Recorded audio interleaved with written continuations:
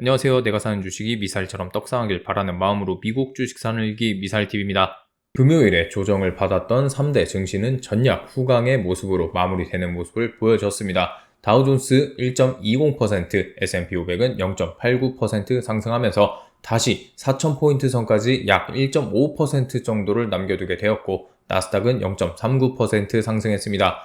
오늘은 특별한 경제 지표가 발표된 것도 없는 상태고, 연준의 금리 인상 시나리오도 이틀 후에 있을 FOMC에서 25bp가 우세하고, 올해 최종 금리는 5.0%가 될 것으로 예측되는 아주 무난하고 무난한 하루였습니다. 매번 화끈한 거래량을 보여주는 TQQQ의 거래량을 봤을 때 저번 주를 시작으로 매일매일 거래량이 줄어가는 것을 확인하실 수 있습니다. 이를 통해 3월 FOMC를 앞두고 시장이 숨죽이는 모습을 보인다는 것을 확실히 알 수가 있습니다. 시장은 현재 다음 금리 인상에 대해서 두 가지를 예측하고 있습니다. 첫 번째는 인플레이션도 계속 하락하고 있으니 당장 급한 은행 리스크를 해결하기 위해서 금리 동결을 할 것이다 이고, 두 번째는 아무리 은행 리스크가 있다고 한들 워렌 버핏의 각국의 정부가 나서서 문제를 막아주고 있으며 인플레이션이 하락 추세에 있다고 해도 연준의 목표치인 2% 인플레이션까지 도달은 한참 남았기 때문에 25bp라도 금리를 올릴 것이다 입니다.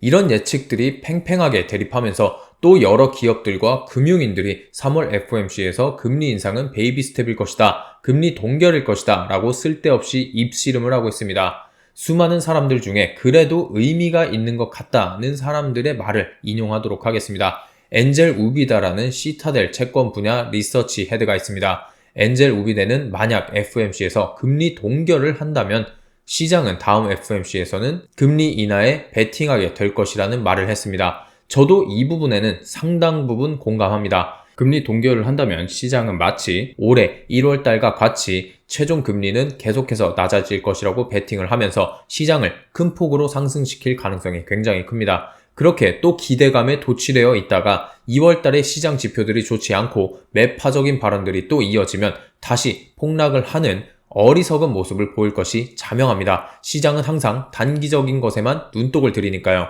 자, 그리고 다음으로 금리 인상 시즌만 되면 나오는 기자가 있습니다. 바로 닉 티밀하우스입니다. 닉 티밀하우스는 일반적으로 금리 인상 시즌만 다가오면 구체적인 금리 인상 수치를 언급했고, 이어진 FOMC에서는 딱 그만큼 금리 인상이 되었었지만 이번에는 구체적인 수치를 언급하지 않았습니다. 닉 티밀하우스는 오늘 기사에서 연준은 금리 인상 결정을 놓고 힘든 결정에 직면해 있다고 말하면서 어지러운 현재 상황을 대변하는 모습을 보였습니다. 파월의 비공식 대변인이라고 불리는 사람인 만큼 이 기사 내용으로 추측해보면 아직까지도 연준 내에서 금리 인상에 대해서 확실하게 결정을 하지 못한 것으로 보입니다. 그 누구도 금리 인상에 대해서 예측할 수는 없지만 적어도 연준이 최근 유럽중앙은행의 빅스텝을 따라서 50bp 금리 인상을 하는 일은 없을 것이라고 조심스럽게 생각합니다. 자, 여전히 현재 진행형인 은행 이슈로 넘어가 보겠습니다. 아까 보여드렸던 TQQQ의 거래량을 한번 다시 보시겠습니다. 이 거래량이 가지는 의미는 한 가지가 더 있습니다. 거래량이 계속해서 줄어드는 모습을 보인다는 것은 다음 금리 인상 눈치를 보는 것도 있겠지만 최소한 시장이 이제 은행발 이슈에도 생각보다 빠르게 무뎌지고 있다는 것입니다. 저번 주에 크레딧 스위스의 재정적 리스크가 발견된 이후 그 주말인 어제 스위스 정부 주도로 UBS가 크레딧 스위스를 인수하게 됐다는 것을 이미 전 세계가 알게 되었습니다. 미국 정부, 연준, 스위스 정부, 스위스 금융당국과 다른 국가들까지도 합심하여 2008년 금융위기가 다시 일어나는 것을 방지하고자 최선을 다하고 있다는 사실이 인터넷으로 상당히 빠르게 확산되면서 시장이 안정되는 듯한 모습을 보이고 있습니다. 실리콘밸리 은행의 48시간 만에 파산 원인을 기억하시나요? 2008년도와는 다르게 SNS를 통한 엄청나게 빠른 소식의 전파였습니다. 단점으로 여겨지며 삽시간에 시장의 불안감을 급속도로 빠르게 조성했던 인터넷과 SNS가 이번에는 장점으로 작용하면서 은행 리스크를 안정시키기 위해서 전 세계가 이만큼 노력하고 있다는 사실을 빠르게 전파하면서 시장을 진정시킨 것이라고 볼 수 있습니다. 그리하여 핀비즈 맵을 보시면 은행 리스크에 대한 공포가 진정이 되어 저가 매수세가 꽤나 들어온 것을 확인하실 수 있습니다. 모든 은행주가 상승한 것은 아니지만 하락한 뱅크 오브 아메리카나 웰스파고의 하락폭은 1%가 채 되지 않으며 최근 하락폭에 비해서 상당히 적은 모습을 보이고 있습니다. 그런데도 불구하고 유독 빨갛게 눈에 띄는 회사가 있는데 상당히 낯익은 티커일 겁니다. FRC. 네, 맞습니다. 퍼스트 리퍼블릭 은행입니다. 퍼스트 리퍼블릭은 오늘만 해도 47.11% 폭락을 했고 현재 12.18달러로 폭락을 시작한 지 2주 만에 주가는 90% 이상 폭락을 했습니다. 생각보다 많은 투자자들이 이렇게 단기간에 폭락한 주식은 싸게 주울 수 있는 찬스라고 생각하실 수 있지만 퍼스트 리퍼블릭과 같이 펀더멘탈과 도덕성을 잃어버린 회사라면 단기적으로 상승이 예상된다고 하더라도 투자하시는 것은 권해드리지 않습니다. 도덕성에 관해서라면 당연히 주가가 폭락하기 전에 경영진이 자사주를 대거 매도한 것을 예로 들 수 있을 것이고 펀더멘탈과 관련해서는 퍼스트 리퍼블릭이라는 기업 자체가 신뢰성을 잃게 되었고 여러 은행들의 도움에도 불구하고 계속해서 예금들이 빠져나가고 있는 문제를 예로 들 수 있습니다. 퍼스트 리퍼블릭 은행의 고객들은 지난 10일 실리콘밸리 은행의 파산 직후부터 전체 예금액의 절반에 해당하는 약 700억 달러를 인출한 것으로 알려졌습니다. 차트를 보시면서 이렇게 말씀하실 수 있습니다. 이렇게 차트상으로 2번이나 급상승을 하지 않았냐고요?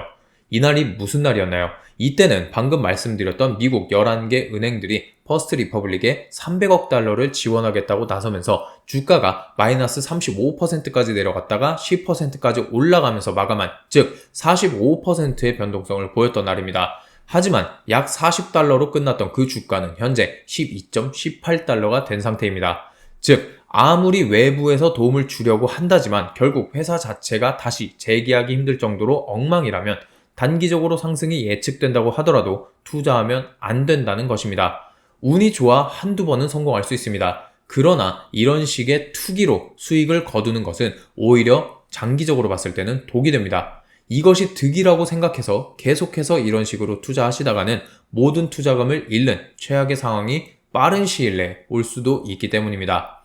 오늘 퍼스트 리퍼블릭의 약 50% 가까운 폭락의 원인은 퍼스트 리퍼블릭의 신용등급 강등입니다. 기사에서 보시다시피 퍼스트 리퍼블릭의 신용등급은 일주일 동안 2번이나 강등되었습니다. 이미 지난 15일에 퍼스트 리퍼블릭의 신용등급은 A-에서 BB+로 4단계나 낮아졌었습니다. 하지만 얼마 지나지 않아 BB+에서 B+로 또 3단계나 하향 조정이 돼버렸습니다. 이미 BB+도 정크, 즉 직역하면 쓰레기 단계라고 말할 수 있을 정도로 신용이 낮은 상태라고 할 수 있는데 여기서 더 떨어져서 B+가 된 것입니다. Highly Speculative의 뜻은 상당히 높은 투기성이라는 뜻으로 투자를 권유하지 않는다는 뜻으로 해석하시면 됩니다. 그런데 여기서 끝이 아닌 더 큰 문제가 있는데요. 그런데 여기서 이 문제는 끝이 아닙니다. 추가적으로 더 신용등급을 하향할 수도 있다는 가능성을 S&P에서 열어두었다는 사실이 있습니다. 이런 식으로 가다가는 C등급까지 내려가 상당한 위험과 투기 레벨로 가면서 퍼스트 리퍼블릭의 신용등급은 회복 불가능해질 수도 있다는 사실을 고려하셔야 합니다.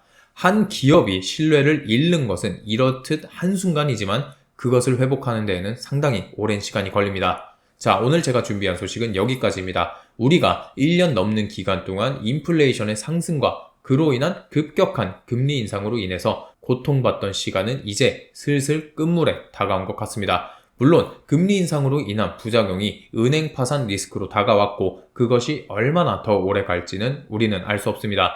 하지만 1년 넘게 버텨온 여러분들은 알고 있습니다. 이렇게 큰 폭으로 시장이 하락을 했지만 여전히 미국은 망하지 않았고 잘 버텨오고 있다는 것을요. 2008년도, 2000년도 다 딛고 이겨낸 미국 시장입니다. 설령 2008년이 재현되어서 다시 시장이 폭락을 거듭하고 나스닥이 만스닥을 깨고 폭락한다고 해도 전혀 겁먹을 것 없습니다. 결국 지수는 시간만 있으면 회복이 됩니다. 그리고 우리 개미들이 시장을 이길 수 있는 무기는 시간입니다. 하지만 모든 개미들이 성공하지는 못하죠. 시간이 무기라는 말은 사실은 잘못된 것이라고 생각합니다.